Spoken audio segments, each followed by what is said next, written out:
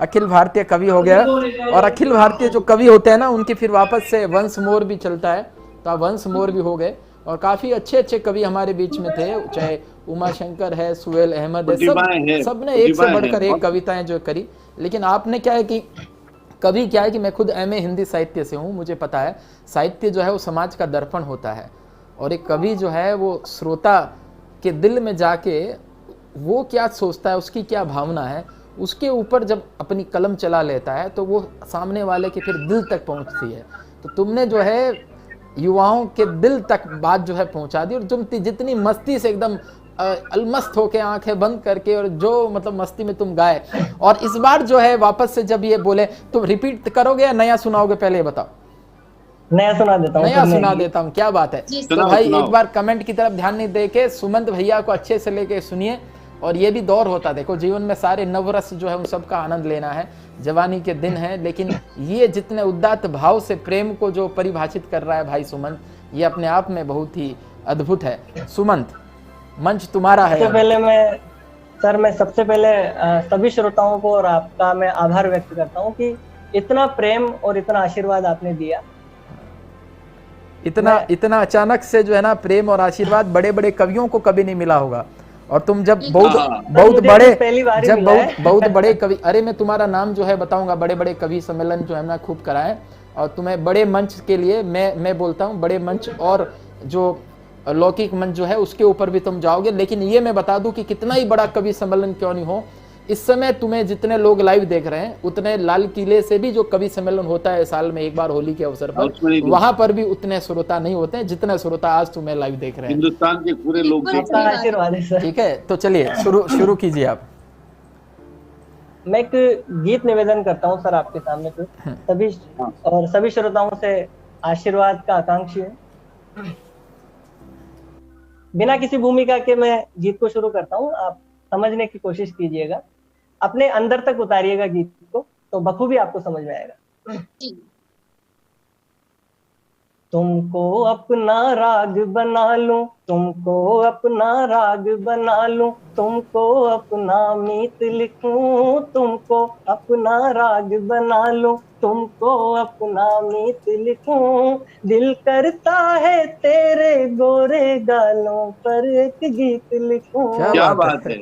अपना राग बना लूं, तुमको अपना मीत लिखूं। नैनिका जी सुन रहे हैं ना? जी बिल्कुल। अपना राग बना लूं, तुमको अपना मीत लिखूं। दिल करता है तेरे गोरे गालों पर एक गीत लिखूं। नीलम कंज कली सी अखियां सपने रंग बिरंगी है, नीलम कंज कली सी अखियां सपने रंग बिरंगी है। तुम यौवन की मल्लिका हो तो हम भी मस्त मलंगी हैं। क्या बात है। यौवन की मल्लिका हो तो हम भी मस्त मलंगी हैं। तेरी सांसों की सन को, तेरी सांसों की सन को मैं अपना संगीत लिखूं। दिल करता है तेरे गोरे गालों पर एक गीत लिखूं। नर्म हथेली सजी हिना से देख मेरा मन डोल रहा, नर्म हथेली सजी हिना से देख मेरा मन डोल रहा। अधर से छू लूं इसे चूम लूं, बार बार दिल बोल रहा। क्या बात है। छू लूं इसे चूम लूं, बार बार दिल बोल रहा।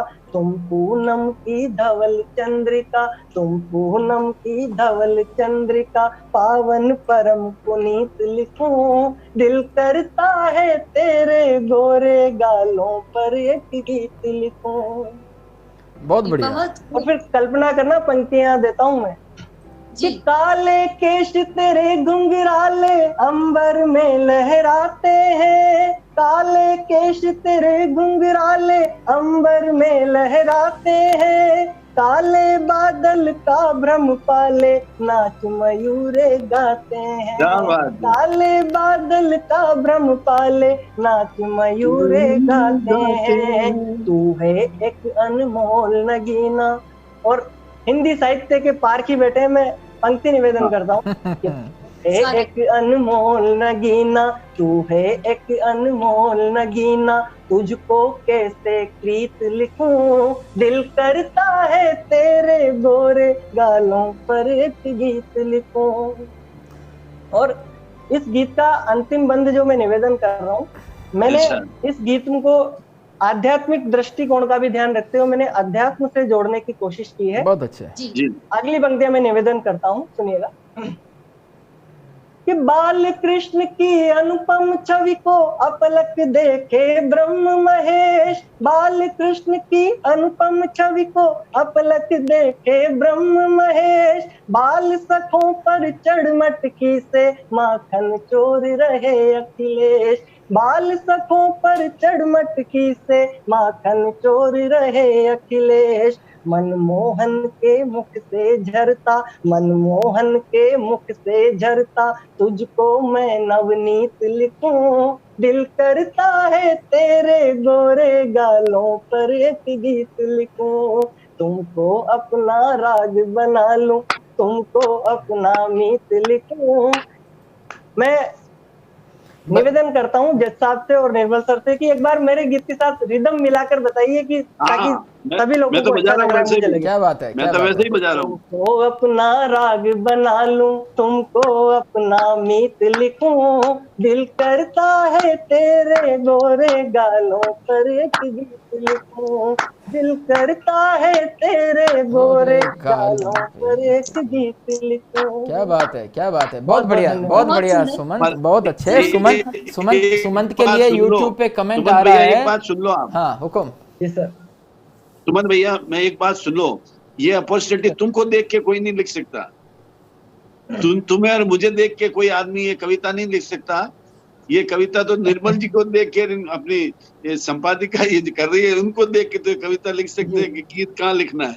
अपने दोनों को कोई गीत नहीं लिख सकता। नैनिका जी को देखकर लिखी जा सकती है, लिखी जा सकती जी है। नहीं सर, आप अगर नैनिका का नाम लेंगे तो यहाँ थोड़ा सा बवाल हो जाएगा। सर मैं कहना चाहूंगी सुमंत जी को कि ये पत्थर भी नहीं पर पूरी बस्ती चाहिए इनको, ये पत्थर भी नहीं पर पूरी बस्ती चाहिए इनको, काम सारे अधूरे फिर भी ऐसी मस्ती चाहिए इनको, काम सारे अधूरे फिर भी मस्ती चाहिए इनको, पकड़ पाते नहीं पतवार लेकिन हौसले देखो, जिस तरह से इनकी डिमांड आई है कि पकड़ पाते नहीं पतवार लेकिन हौसले देखो, मचलती नैनिका जैसी ये कश्ती चाहिए इनको, मचलती नैनिका जैसी ये कश्ती चाहिए इनको। बहुत बहुत शुक्रिया सुमंत जी। सुनिए नैनिका जी, एक मिनट सुनिए। मैं कवि सम्मेलन तो नहीं करता हूँ, लेकिन मुझे भी चार पंक्तियां याद आ रही है। जी स्वागत है। चार पंक्तियां मुझे भी याद आ रही है, चार पंक्तियां सुनते जाइए। बहुत बहुत स्वागत। अब जल्दी बंद करना पड़ेगा फटाफट, फाइनल हो गया ना। जो मुझको देख लेती हैं वो नखरे झाड़ देती हैं, जो मुझको देख लेती हैं वो नखरे झाड़ देती हैं, मेरे चेहरे पे वो अपनी निगाहें गाड़ देती हैं, मेरे चेहरे पे वो अपनी निगाहें गाड़ देती हैं, मैं उनको मिल सकूं वो मांगती मुझको इबादत में, मैं उनको मिल सकूं वो मांगती मुझको इबादत में, मैं सपने में भी आ जाऊं वो तकिए फाड़ देती है, मैं सपने में भी आ जाऊं। बहुत बहुत धन्यवाद। बहुत बहुत धन्यवाद भाई सुमंत। अभी दोनों का जो है ना आपस में, सुमंत और नैनिका, इन दोनों कवि सम्मेलन से काफी सब अच्छे अच्छे थे, लेकिन तुम दोनों प्रतिभाएं जो है बड़ी जबरदस्त निकल के आई हो। और मैं बताऊं कि तुम दोनों अखिल भारतीय कवि सम्मेलन में भाग लेने वाले। अच्छा, एक बातचीत हम करेंगे कि एक बहुत अच्छा लगा मुझे इनका संचालन, बहुत उम्दा शब्दों के साथ। मैडम भी बहुत अच्छी थी, भारती राठौड़ भी अच्छी थी। उन्होंने भी सुमंत बताइए कैसे। हाँ बोलो। क्षमा चाहूंगी सर। हाँ जवाब देगी पक्का। अगर मैं अभी चुप रही तो सारी लड़कियां मुझे जरूर बाद में ताना देगी कि नैनिका तुम चुप हो गई। हे तो राम, मैं इनका जवाब देती हूँ ये कवि सम्मेलन इतना कि इतना मतलब ऊंचाइयों लड़ने पे, की मेरी आदत नहीं। जी सर। ये कवि सम्मेलन इतनी ऊंचाइयों पे जाएगा ये कल्पना ही नहीं थी। मतलब एकदम जो मंझावा हाँ, कवि सम्मेलन जो होता है, क्या वैसा हो गया। जज साहब क्या लगता है आपको एकदम यूं? और जो हल्की बिल्कुल निर्मल हल्की जी, नोक मैं झोंक endorse और करता हूँ कवि इस और बात। कवित्रियों की जो होती है, ये अपने आप में एक ऐतिहासिक कवि सम्मेलन है। और मैं बताऊं यूट्यूब के इतिहास में इस प्रकार से लाइव कवि सम्मेलन कभी नहीं हुआ है, अद्भुत है। और ये कवि सम्मेलन इतना ऊंचाइयों पे गया है। आप सब अगर जितने विद्यार्थी श्रोता जो फेसबुक और यूट्यूब पे लाइव देख रहे हैं, अगर मेरी बात से सहमत हो तो कमेंट जरूर करना। और इस कवि सम्मेलन के अंदर जो हमने पारितोषिक रखा है, पहला पारितोषिक 5100 रुपए, दूसरा 3100, तीसरा 2100, और जो 3 पार्टिसिपेंट हैं उनको 11 से 1100 रुपए का सांत्वना पुरस्कार भी मिलेगा। लेकिन मेरे सामने जो है, मेरे जो 2 बच्चे हैं ऑनलाइन एजुकेशन के, इतना जो अद्भुत प्रस्तुति दे रहे हैं, उनको वो मिलेगा। तो उसमें रेटिंग के आधार पे वो लिंक जो है हम कमेंट बॉक्स में डालेंगे, सब बच्चे रेटिंग करेंगे। लेकिन नैनिका को और सुमंत को, इन दोनों को आज इस ऑनलाइन कवि सम्मेलन के मंच से उत्कर्ष परिवार की तरफ से 11 हजार रुपए का नकद पुरस्कार हम घोषित करते क्या हैं। बात है, वेरी गुड। 11,000 का, वेरी 11 गुड। नकद पुरस्कार। वो अगर पुरस्कार मिलेगा तो वो एकदम अलग से है। और ये जो है Very good. जज साहब, मैं बता दूं कि ये दोनों जो है, बता रहा हूं, नैनिका और ये दोनों बच्चे जो हैं, ये अखिल भारतीय, क्योंकि मैंने तो हुकुम, आपने भी कई कवि सम्मेलन अटेंड किए, मैंने भी कई कवि सम्मेलन हाँ। देखे हैं। आपको नहीं लगता है कि ये तो मतलब 50,000 और 1-1 लाख रुपए जो है उसमें कमाने वाले लोग हैं? ये तो बता रहा हूँ, ये इनका स्तर ऊपर ही है, बहुत ही बढ़िया है, बहुत बढ़िया है। जो और जो प्रतिभा है और बिल्कुल बिल्कुल जिन शब्दों का उपयोग ये कर रहे हैं, और जो काफिया जुड़ता है इनका, एकदम स्पॉन्टेनियसली जो हो रहा है, वो बहुत बढ़िया बात है। मैं इनको आशीर्वाद भी देना चाहता हूँ कि ये दुनिया में आगे बढ़े, और उत्कर्ष के माध्यम से अगर आज ये इस प्लेटफॉर्म पे आए हैं तो आगे इनका जीवन बनेगा। और आपने तो 11,000 रुपए का प्राइज हाथों हाथ दे दिया, तो बहुत बढ़िया बात है। जी सर, मैं ये कहना चाहूंगी कि आज जो भी मैंने कविता पढ़ी है, ये केवल उत्कर्ष की ही देन है जो मेरी कलम से निकली है सर। इसके पहले इस तरह की कविताएं मैंने कभी नहीं लिखी। तो मैं अपनी बात पर पुनः आती हूँ, और सुमंत जी, आपको आपकी बात का जवाब 4 पंक्तियों में बहुत ही सीधे सीधे देती हूँ कि बेमतलब लड़ने की मेरी आदत नहीं है। जब आपने इबादत का कहा था तो उस पे पढ़ती हूँ कि बेमतलब लड़ने की मेरी आदत नहीं है, ना हो कबूल वो मेरी इबादत नहीं है।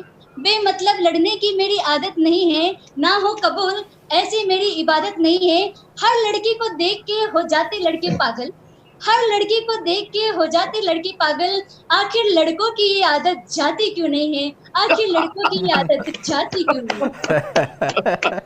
नहीं सर? जी, अगर मैं कुछ बोलूंगा तो फिर आप मैडम कुछ बोलने के लिए कहेंगी। तो जी सर, अब हमारा आप टाइम कहे हो तो चुका मैं है। मेरी तरफ से अंत। हाँ, आप जो है नहीं सर, मेरी हम बात सुनो। इसको सुमन आगे सुमन जो है बढ़ाएंगे। सुमन जो है हमारे सामने जो है नारी शक्ति है। आप तुम कहो कि भाई मैंने हार मान ली है, ऐसा बोल दो एक बार। जी सर, मैंने हार मान ली। और इस हार में जीत है। देखो सब लड़के भाई पीछे पड़ गए हैं। देखो सुमंत भाई, जवाब दो, तुम हमारी तरफ से जवाब दो। ऐसे अरे सब लड़के शांत हो जाओ एकदम। नारी शक्ति जो है उसको प्रबल रहने दो, ठीक है? सुमंत भाई ने बहुत अच्छा